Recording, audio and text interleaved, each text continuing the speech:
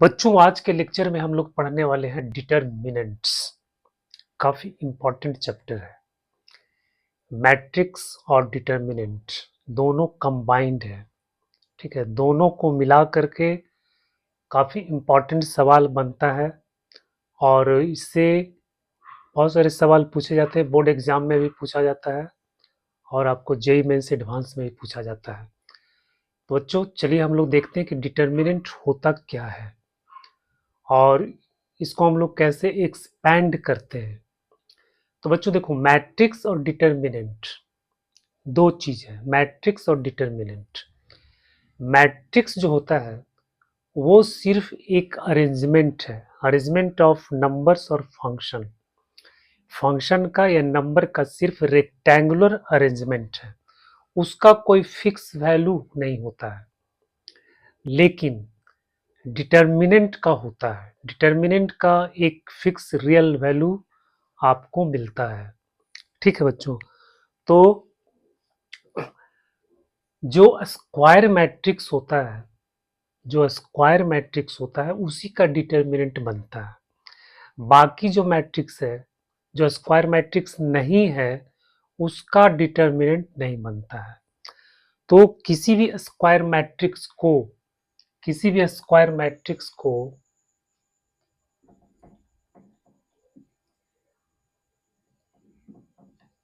N E square matrix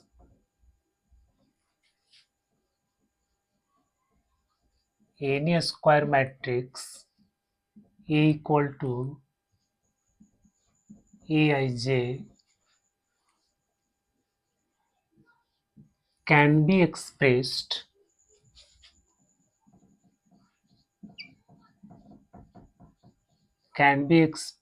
as a number, can be expressed as a number, can be expressed as a number or expression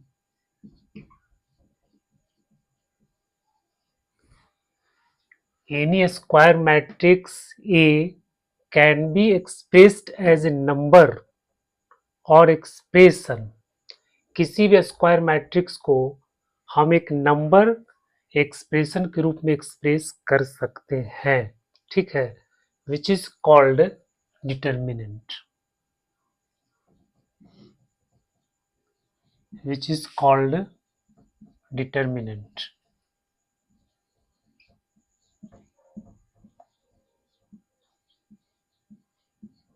ठीक, उसी को हम लोग determinant कहते हैं। मतलब किसी भी स्क्वायर मैट्रिक्स को जब हम किसी नंबर के रूप में एक्सप्रेस करते हैं, किसी एक्सप्रेशन के रूप में एक्सप्रेस करते हैं, तो उसी को डिटरमिनेंट बोला जाता है। ठीक है, जैसे मान लो कि कोई मैट्रिक्स आपको गिवन है ए बी सी डी। ठीक है बच्चों, डिटरमिनेंट को हम लोग शॉर्ट में लिखते हैं D E T A, determinant of matrix A, या फिर इसको लिखते हैं इस तरह से।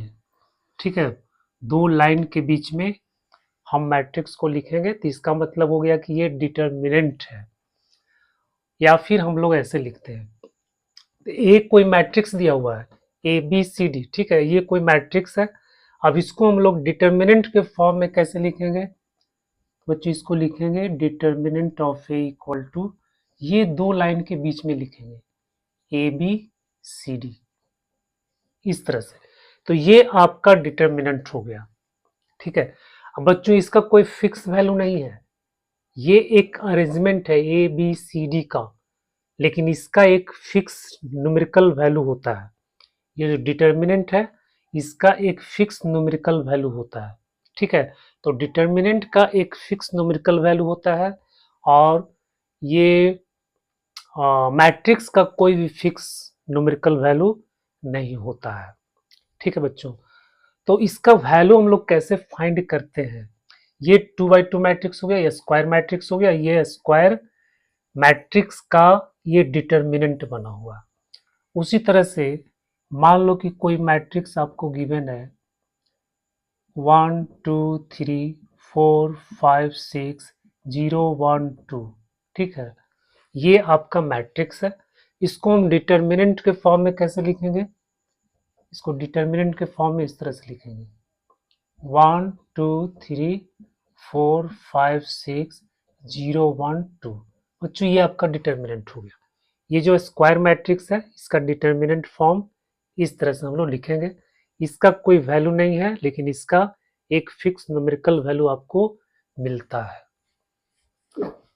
ठीक है, तो बेटा ये हो गया डिटर्मिनेंट का रिप्रेजेंटेशन। डिटर्मिनेंट को हम लोग कैसे रिप्रेजेंट करते हैं और डिटर्मिनेंट होता क्या है।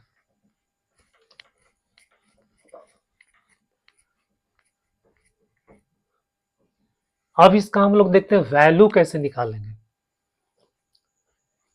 ठीक है, एक्सपेंशन, इसका एक्सपैंड हम लोग कैसे करेंगे।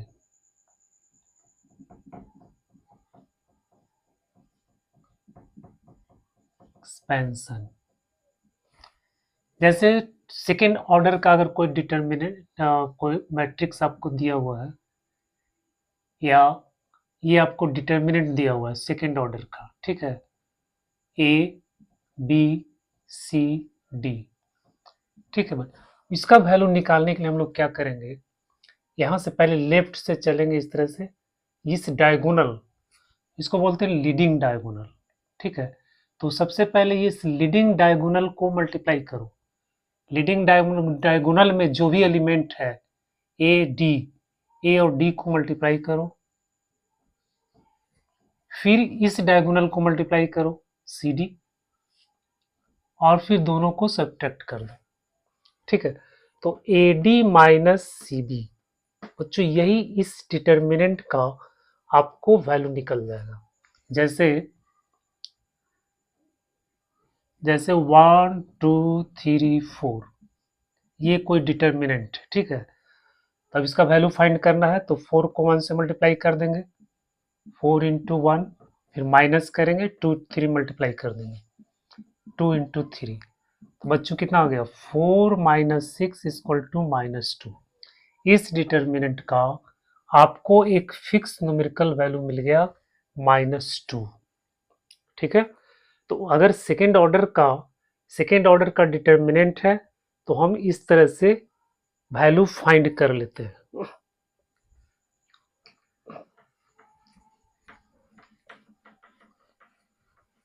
अच्छा, इसका साइन होता है बच्चों, साइन पर भी आपको ध्यान देना, इसका साइन भी होता है। जैसे अगर कोई determinant A B C D दिया हुआ है, ठीक है, तो इसका जो साइन होता है, ए का साइन, बी का साइन, सी का साइन, डी का साइन, ठीक है, इसका साइन निकालने के लिए हम लोग इस फॉर्मूला का यूज करते हैं -1 to the power i plus j. ठीक है, -1 to the power i plus j, ये आई थ्रो जेथ कॉलम। ठीक है, ये कौन सा एलिमेंट है, ये कौन सा एलिमेंट है, ये एलिमेंट आपका A11 है। ये एलिमेंट कौन सा है, A11, मतलब आई थ्रो जेथ कॉलम। ठीक है, ये है आपका A। फिर ये कौन सा एलिमेंट है, ये है फर्स्ट रो सेकंड कॉलम। ये कौन सा एलिमेंट है, ये है सेकंड रो फर्स्ट कॉलम। ये कौन सा एलिमेंट है, ये है सेकंड रो सेकंड कॉलम। ठीक है, अब इसका हमको साइन पता करना है कि इसका साइन क्या होगा, प्लस होगा कि माइनस होगा। ठीक है, तो हम इस फॉर्मूला में देखेंगे, इस फॉर्मूला में अप्लाई करेंगे। तो बच्चों देखो यहाँ से जो है ये आपका बी हो गया, ये आपका सी हो गया, ये आपका डी हो गया। ठीक है, इसका साइन क्या होगा आपका, देखो -1 के पावर, यहाँ आई का वैल्यू 1, जे का वैल्यू 1 है, ये वैल्यू यहाँ पुट करो 1 + 1, तो -1 का स्क्वायर बराबर हो गया 1, यानी +1, क्या हो गया +1। ठीक है, इसका क्या हो जाएगा, इसका हो जाएगा -1 के पावर 1 + 2, तो -1 के पावर 3, इसका क्या हो जाएगा -1। इसका देखो 2 1, तो इसका भी आपको -1 हो जाएगा। 2 2 4 है, इवन नंबर है, तो इसका आपको +1 हो जाएगा। ठीक, तो अगर इवन होता है, तो +1, अगर ओड होता है तो -1। ठीक है, तो बच्चों इसका साइन क्या हो जाएगा आपको प्लस, इसका साइन माइनस, इसका साइन प्लस, इसका साइन माइनस। ठीक है, साइन हम लोग इस फॉर्मूला से निकालते हैं, -1 के पावर i प्लस जे।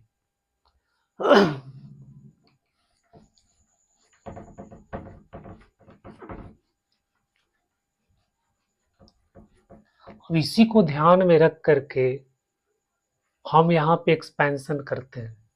ठीक है, ये हो गया आपका फर्स्ट रो, ये हो गया second row, first column second column. ठीक है, अब देखते हैं हम थर्ड ऑर्डर का। अगर थर्ड ऑर्डर का कोई डिटर्मिनेंट आपको गिवन है 1 2 0 3 0 -1 1 0 2, बच्चों ये थर्ड ऑर्डर का डिटर्मिनेंट है, इसको आपको एक्सपेंड करना है। ठीक है, तो हम एक्सपेंशन एलोंग एनी रो, किसी भी रो के एलोंग कर सकते हैं, किसी भी कॉलम के एलोंग कर सकते हैं। ठीक है, हम यहां पर ये देखो फर्स्ट रो है, फर्स्ट रो के करेंगे 1 2 0, तो इसमें क्या करना है आपको, तो यहाँ पे 1 है,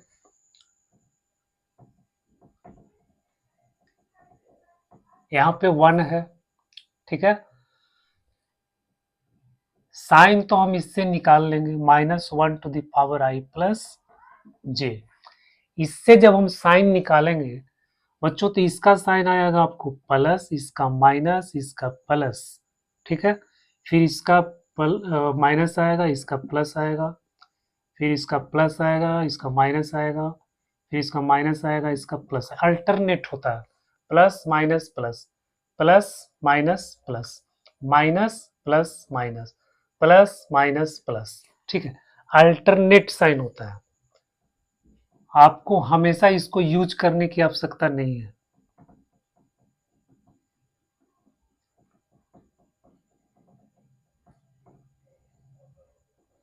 ठीक है, अल्टरनेट होता है, ये इवन पोजीशन पे है, 1 1 पोजीशन पे, ये 1 2 पोजीशन पे, 1 3 पोजीशन पे है। तो 1 3 मतलब 1 और 4, 1 और 3 जोड़ेंगे तो 4 हो जाएगा। ये 1 2 पोजीशन पे है। ठीक है, तो 1 2 तो ऑड हो जाएगा, ऑड है इसलिए माइनस। ये 1 1 है, दोनों को जोड़ेंगे तो इवन आएगा, इसलिए ये प्लस हो गया। ये देखो, ये है, ये कहाँ पे है, ये आपका सेकंड रो में है, सेकंड रो फर्स्ट कॉलम में, सेकंड रो फर्स्ट कॉलम में, तो इसको भी ऐड करेंगे तो आपको ऑड आएगा, तो ऑड आएगा, तो इसीलिए क्या हो गया, ये आपको माइनस हो जाएगा। ठीक है, तो हर बार आपको इसको यूज नहीं करना है, आपको ये ध्यान देना है कि ये अल्टरनेट साइन होता है, plus minus plus, plus minus plus, minus यहाँ है तो यहाँ प्लस, यहाँ माइनस, ये प्लस है, ये माइनस होगा, ये आपका प्लस हो जाएगा। तो इसको जब हम एक्सपैंड करेंगे तो सबसे पहले इस नंबर को आपको लिखना है। ठीक है, 1 साइन के साथ, साइन के साथ लिखना है 1। इसके बाद देखो क्या करना है, ये जिस रो में है और ये जिस कॉलम में है, इसको आप एलिमिनेट कर दो। ठीक है, इस रो को एलिमिनेट कर दो, इस कॉलम को एलिमिनेट कर दो, बाकी बन गए 0 -1 0 2। यहाँ पे आपका डिटर्मिनेंट बन गया 0 -1 0 2। ठीक है, फर्स्ट रो को एलिमिनेट करो, ये क्या है, फर्स्ट रो में है ना 1 1 आपका फर्स्ट रो में है, तो फर्स्ट रो को एलिमिनेट करो और फर्स्ट कॉलम को एलिमिनेट कर दो। ठीक है, बच गया 0 -1 0 2, ये आपका डिटर्मिनेंट बन गया। अब बच्चों फिर यहाँ शुरू करेंगे, -2 साइन के साथ लिखना है, -2 यहाँ लिखेंगे -2। ठीक है, अब ये फर्स्ट रो में है, ये फर्स्ट रो में है और सेकंड कॉलम में है, तो इसको हम एलिमिनेट करेंगे। तो बचेगा क्या, 3 माइनस 1 1 2, 3 माइनस 1 1 2, ठीक है, 3 माइनस 1 1 2। इसके बाद देखो यहाँ प्लस है, प्लस 0, प्लस 0 है, तो ये फर्स्ट रो हो गया, ये थर्ड कॉलम हो गया, फर्स्ट रो थर्ड कॉलम, इसको हम लोग एलिमिनेट करेंगे, तो आपको बचेगा 3 0 1 0। बच्चों यहाँ पर डिटर्मिनेंट बना देंगे 3 0 1 0, ठीक है। अब इसको हम लोग, इसका तो वैल्यू हम जानते हैं, निकालने के लिए हो जाएगा 1 2 0 मल्टीप्लाई करो ऐसे, तो 0 यहाँ से मल्टीप्लाई कर देंगे, ये भी आपका 0 आ गया, माइनस, फिर माइनस 2, बच्चों 2 3 मल्टीप्लाई करेंगे 6, फिर यहाँ मल्टीप्लाई करेंगे आपको माइनस 1 आएगा, तो माइनस माइनस प्लस 1 आ जाएगा, प्लस ये हो गया 0, यहाँ से मल्टीप्लाई करेंगे 0 माइनस 0, तो ये 0 बन गया, यहाँ पे वो आपका हो गया -2 into 7 equal to -42, equal to -42।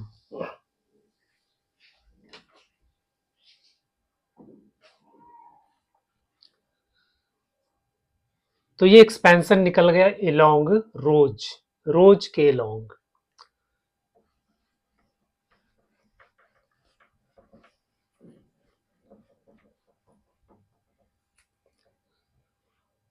हम इस रोज के लॉन्ग भी कर सकते हैं, थर्ड रो के लॉन्ग भी कर सकते हैं, आंसर सेम आएगा, या फिर इस कॉलम के लॉन्ग भी कर सकते हैं 1 3 1, ठीक है। तो कॉलम के लॉन्ग अगर करेंगे तो 1 हो गया, तो 1, इस रो इस कॉलम को एलिमिनेट कर देंगे, 0 माइनस 1 यहां से मल्टीप्लाई कर दो डायरेक्ट, 0 माइनस 0 हो जाएगा। अब इससे यहाँ 3 है, 3 है, यहाँ लिखेंगे -3, क्योंकि प्लस माइनस प्लस होता है, तो -3 लिखेंगे। ये आपको second row first column, second row first column के एलिमिनेट करेंगे, तो 2 0 0 2 आएगा,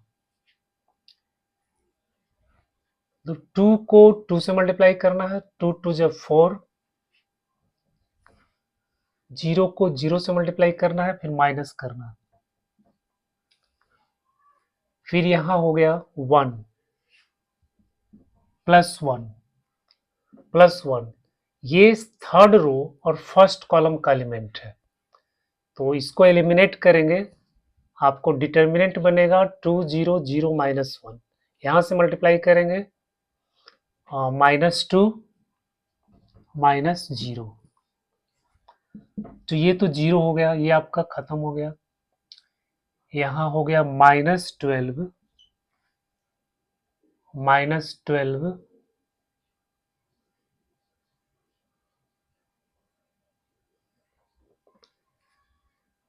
-2 इक्वल टू -14, -14, ये आपका आंसर आ गया।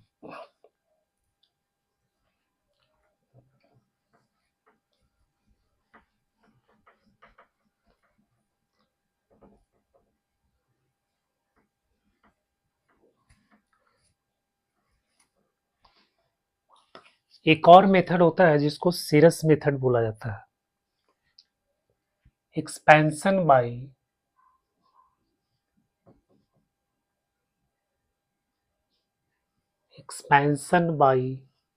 Serous diagram.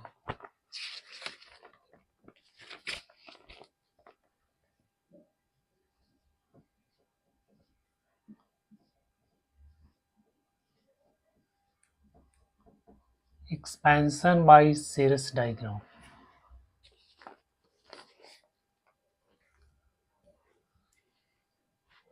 ये कोई डिटर्मिनेंट है, ये सिर्फ थर्ड ऑर्डर का डिटर्मिनेंट उसके लिए एप्लीकेबल है। 1 2 0 3 1 -1 3 0 1। बच्चों इसमें क्या करना है आपको, 1 2 0 ये लिख दो, 1 2 0 3 1 -1 3 0 1। ठीक है, इसके बाद ये दोनों कॉलम को लिखना है 1 3 3 1 3 3 2 1 0। ठीक है, पहले ये कॉलम ये कॉलम ये कॉलम, ये तीनों कॉलम को आपको यहाँ पे लिखना है 1 3 3 2 1 0 0 -1 1। इसके बाद फर्स्ट और सेकंड कॉलम को लिखना है, इसके बाद 1 2 3 1 3 0।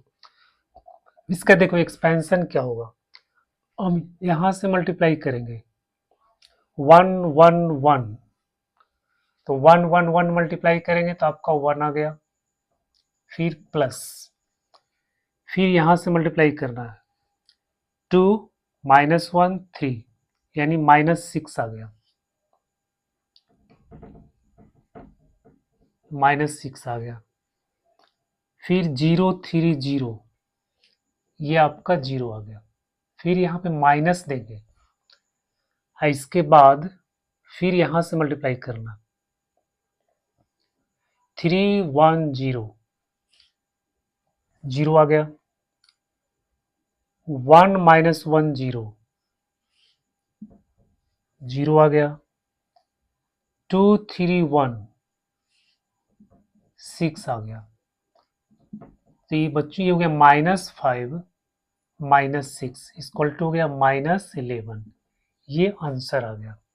ठीक है, तो इस तरह से भी एक्सपैंड किया जाता है, पर एग्जाम में आपको ऐसे नहीं करना है। एग्जाम में आपको वो वाला मेथड यूज करना है। ठीक है, इस मेथड से आप ऑब्जेक्टिव क्वेश्चन के लिए इस तरह से एक्सपैंड कर सकते हैं।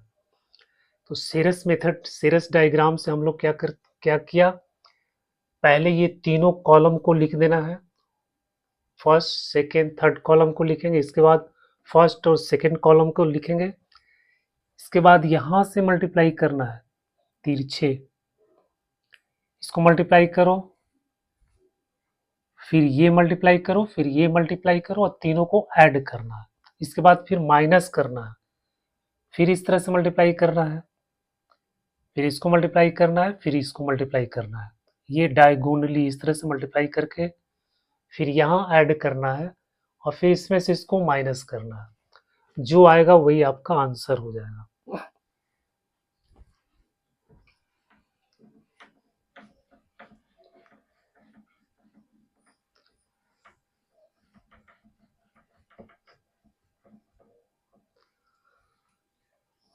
तो बच्चों आज के लेक्चर में हम लोगों ने इंट्रोडक्शन ऑफ डिटर्मिनेंट को कवर कर लिया अच्छी तरह से, ये आपको समझ में आ गया होगा। अगर ये समझ में आ गया तो प्लीज़ इसको लाइक करना, कमेंट करना, अपने दोस्तों में शेयर करना।